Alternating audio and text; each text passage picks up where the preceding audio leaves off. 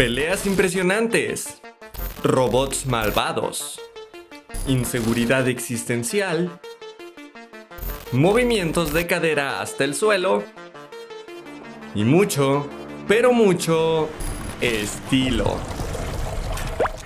Chica, ¿qué dices? ¡Saoko, papi, Saoko!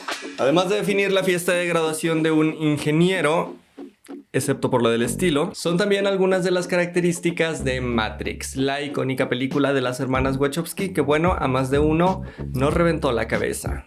Y por eso hoy en su gustada sección, ¿por qué esto le gusta a tanta gente?, vamos a tratar de descubrir por qué Matrix le gusta a tanta gente. ¿Por qué se hizo tan popular? Al punto de ser la primer película en vender más de 1 millón de copias en DVD, haber ganado 4 Óscares de la Academia y de ser una de las sagas más queridas e icónicas de la ciencia ficción con solo 4 películas, una de animación y un videojuego. Miren, no sé si a ustedes les pase, yo espero que sí, si no, ahorita mismo le hablo a mi psicólogo, pero a mí sí me sucede esto de que luego tengo recuerdos vagos de ciertas situaciones que no recuerdo al 100%, y ojo que no estoy hablando de traumas todavía. Miren, por ejemplo, tengo el recuerdo de haberme subido a la montaña rusa de King Kong en los estudios Universal.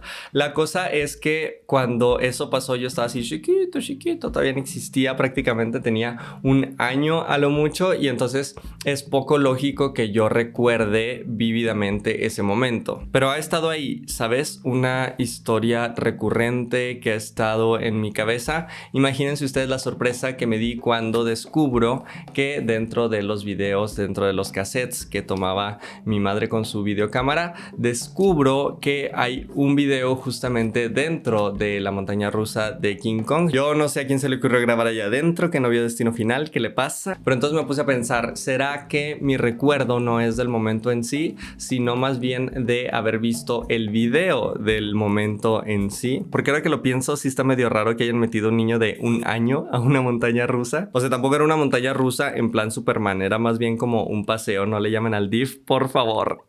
Pero ajá, me puse a pensar que si puedo tener un recuerdo tan presente basado en un video, ¿qué me dice que no puedo tener otros recuerdos que no fueron vivencias como tal, sino más bien que fueron implantados de alguna manera por un ente externo? Si lo que entendemos como realidad es solamente una percepción sesgada y limitada de lo que nuestro cuerpo puede experimentar a través de nuestros sentidos, ¿qué tan vulnerables seremos a ser engañados? Si esto está logrando la realidad virtual que hasta ahora solo engaña a 2 de nuestros sentidos, ¿qué pasará cuando la tecnología logre engañarlos a todos? ¿Cómo sabremos que la vida no es solo una simulación artificial? ¿Cómo sabemos que no lo es ya? En 1984, el escritor William Gibson estrenaba una de las novelas más importantes del género cyberpunk, titulada Neuromancer, la cual, además de predecir o incluso hasta llegar a inspirar el cómo funciona Internet, también explora este futuro distópico en el que la sociedad ha decidido renunciar a su corporalidad para vivir en forma de holograma dentro de una dimensión digital. En esta novela, dicho lugar se llama la Matrix.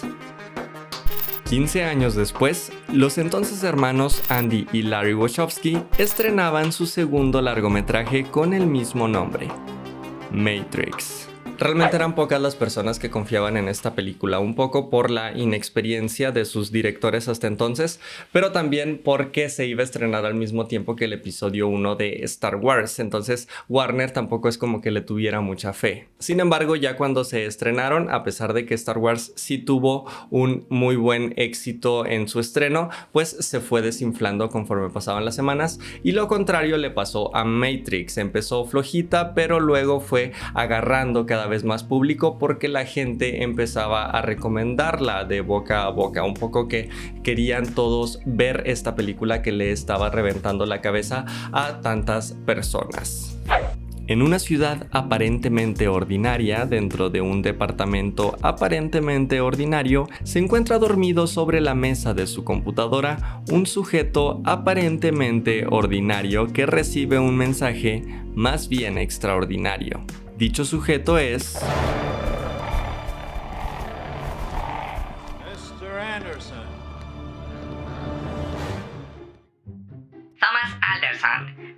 conocido como Neo. Es un joven programador harto de la monotonía en su vida. Vive obsesionado con la idea de un mundo virtual oculto dentro del real llamado Matrix, y su habilidad especial es volar, pelear mejor que John Wick antes de la existencia de John Wick, y por supuesto, esquivar las balas. Su debilidad, las mujeres en trajes de cuero. Thomas recibe un mensaje en su computadora que le indica su vida está a punto de cambiar. Y así sucede porque mientras está en su trabajo resulta que lo llegan a buscar una especie de agentes secretos. Por consejo de una voz que le habla a través de su celular, decide huir, decide escapar, pero no puede hacerlo porque se encuentra acorralado, entonces es capturado por el agente Smith. Agente Smith. Un programa de computadora encargado de preservar el orden dentro de la Matrix. Su habilidad especial, poder poseer el cuerpo de los humanos dentro de la Matrix y moverse muchísimo muy rápido.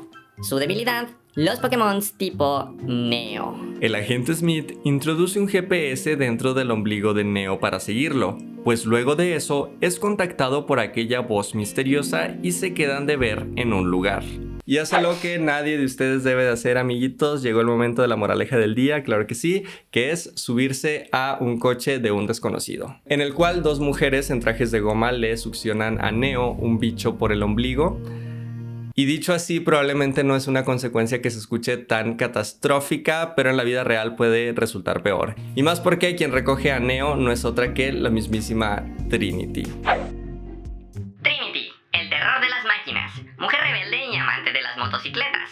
Su habilidad especial, patear traseros digitales y lucir facherísima en el proceso. Su debilidad, escalar paredes en los entrenamientos. Además de ser la Belinda de Matrix por imponer tanta moda. Y miren, ya sé que van varias veces que lo menciono, pero es que en realidad hay muchas cosas que analizar con respecto al vestuario de Matrix en general, pero en específico de Trinity. Por un lado, sus vestuaristas mencionan que la intención con el traje de Trinity era hacerla parecer una gota de mercurio viviente. Esto sobresaldría además por el estilo de movimientos de pelea que asemejaban a una serpiente. Pero además el hecho de que cuando los personajes rebeldes entran a la Matrix lo hacen luciendo facherísimos, la mayoría de negro, la mayoría usando cuero, y esto no es ninguna casualidad. Este tipo de indumentaria ha sido apropiada por varios movimientos, modas y tendencias. Por un lado, los motociclistas que tomaban la carretera en contracorriente a los mandatos sociales. También los grupos de rock que eran contestatarios a los convencionalismos, sin olvidar claro al movimiento punk que buscaba ser disruptor en una sociedad conservadora. También el cuero fue representativo en su momento de la comunidad LGBT y curiosamente también de la cultura bondage, que fuera de todo el morbo que representa, es también una manera de renegar contra los convencionalismos, en este caso sexuales de la cotidianidad. Es decir, que este tipo de vestuarios ya de por sí nos indica la rebeldía en contra de un sistema que busca manipularnos, que busca moldearnos a su conveniencia. Ahora, esto no es todo, porque antes de Matrix ya habían hecho otra película llamada Bond, que además de tener más o menos la misma estética en cuanto al vestuario, pues también exploraba los temas pues del sadomasoquismo y todo esto. Y esto pudiera parecer una casualidad, pudiera parecer simplemente un dato de color, pero es mucho más interesante de esto, sobre todo considerando que mientras se filmaba Matrix, un poco después de haber filmado Bond, se hizo muy polémica esta noticia de que uno de sus entonces directores, Larry Wachowski, frecuentaba a una dominatrix. ¿Qué es una dominatrix? Pues es una de estas mujeres que reciben dinero a cambio de infringirles dolor a sus clientes. Esto porque pues a ellos les produce placer, y aparentemente Larry iba con esta mujer, tanto que hasta se terminaron enamorando. La cosa es que muchas personas, o algunas personas mejor dicho, declararon haber visto a Larry no solamente con la dominatrix, sino que en una situación algo extraña. Declararon que lo han visto o lo habían visto en ese momento utilizando ropa interior femenina, pelucas, lo habían visto maquillado, y entonces intuían que algo raro pasaba con ese director. Entonces, de la misma manera que con su personaje principal, el creador de Neo se encontraba en la disyuntiva de tomar una decisión. Una vez se deshacen, por el momento, del agente Smith, Trinity lleva a Neo entre las calles oscuras para presentarlo con Morfeo. Morfeo, capitán de la nave Nabucodonosor y ferviente creyente del mito de El Elegido. Su misión, ayudar a Neo en su camino contra las máquinas. Su habilidad especial es protagonizar una de las escenas más referenciadas en la historia del cine. Y su debilidad es llegar a perder la fe y no ser como granito de mostaza. En su momento, Morfeo le hace entender a Neo que la realidad en la que vivimos no es más que una simulación. Debe elegir conocer la verdad y asumir las consecuencias de esta si toma la pastilla roja, pero si no, también puede tomar la pastilla azul, olvidar todo y seguir con su vida como si nada hubiera pasado. No pasa mucho tiempo para que Neo elija la pastilla roja. Entonces le es revelado que lo que pensaba real, todos sus seres queridos, todos sus recuerdos, no existieron, sino que fueron una simulación digital creada por las máquinas en su intento por dominar a la humanidad y utilizarla como meras baterías. Es por esto que Neo, al ser el elegido, debe entrenar, y por entrenar me refiero a descargarse programas de computadora que automáticamente lo hacen ser experto en Kung Fu. What the fuck, deme 2 de esos con todo, por favor. Pero además, debe encontrarse a sí mismo para cumplir con su objetivo, que es vencer a las máquinas y emancipar a la humanidad de todo este engaño. La idea de que la realidad no es más que otra posible mentira angustió, pero a la vez fascinó a toda una generación. Pasó algo que muy poquitas películas logran, que es meterse dentro del imaginario colectivo con personas que ni siquiera han visto incluso la película. No sé si a ustedes les ha pasado, pero siempre en las conversaciones casuales existe este momento en que dices, ay sí, me sentí en la Matrix, o en que alguien dice, es como si estuviéramos en la Matrix, y a lo mejor son personas que ni siquiera han visto la película, pero ya todo el mundo sabe a qué nos referimos cuando hacemos alusión a esto.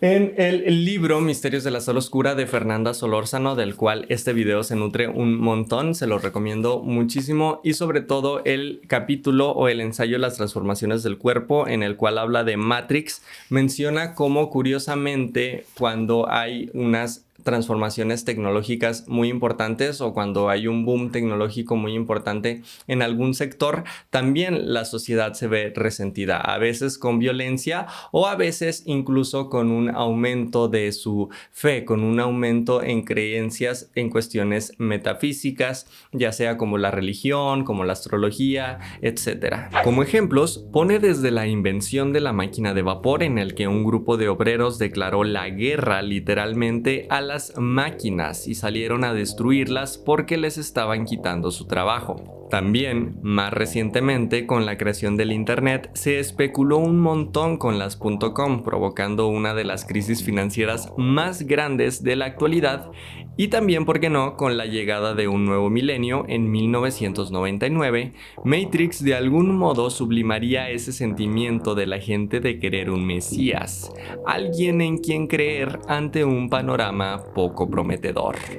Así como el Frankenstein de Mary Shelley es considerada la obra de ficción que mejor expresa los temores de una sociedad enfrentada a la posibilidad de verse reemplazada por motores y trozos de metal, la película Matrix de los hermanos Wachowski es la primera película de ficción que plantea qué pasaría si esa misma sociedad, 2 siglos después, hubiera perdido la guerra y se viera controlada por su más increíble invento: la réplica del mundo en una dimensión virtual.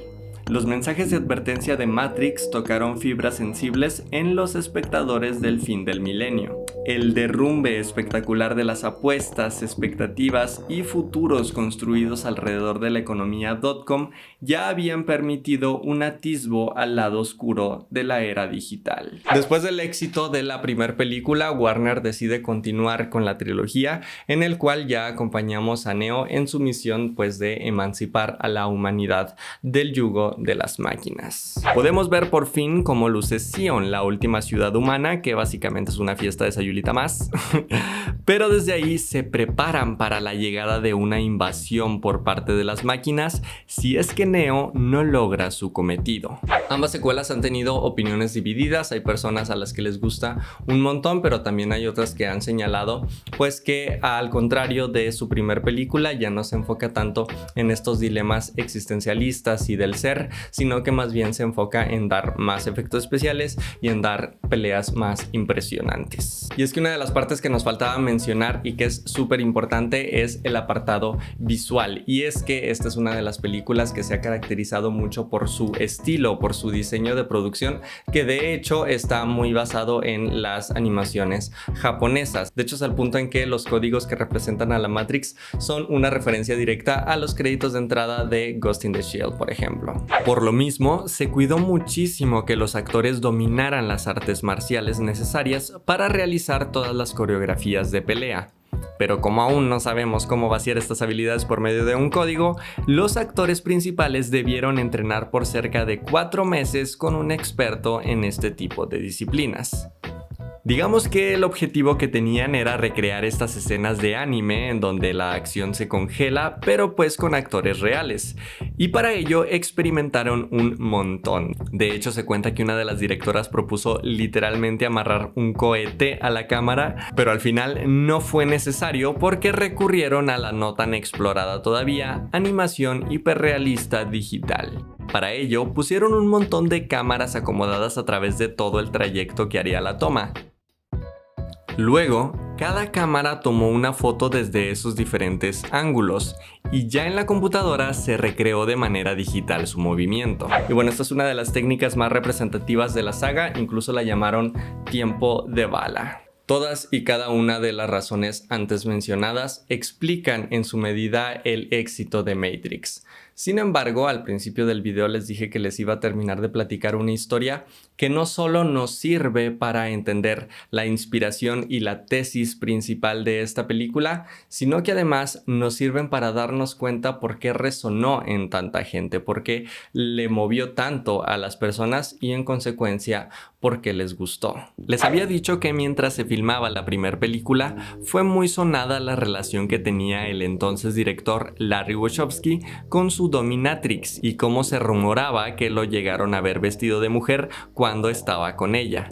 Bueno, esto cada vez empezó a ser más presente. Mientras más entrevistas y eventos públicos tenían los Wachowski, menos disponibilidad mostraban para hablar con la prensa sobre el significado de Matrix y sus motivaciones. Pero a la vez, se notaba cómo Larry poco a poco iba cambiando su imagen durante por lo menos 10 años hasta que para el estreno de Cloud Atlas decidió hacer pública su decisión de transicionar.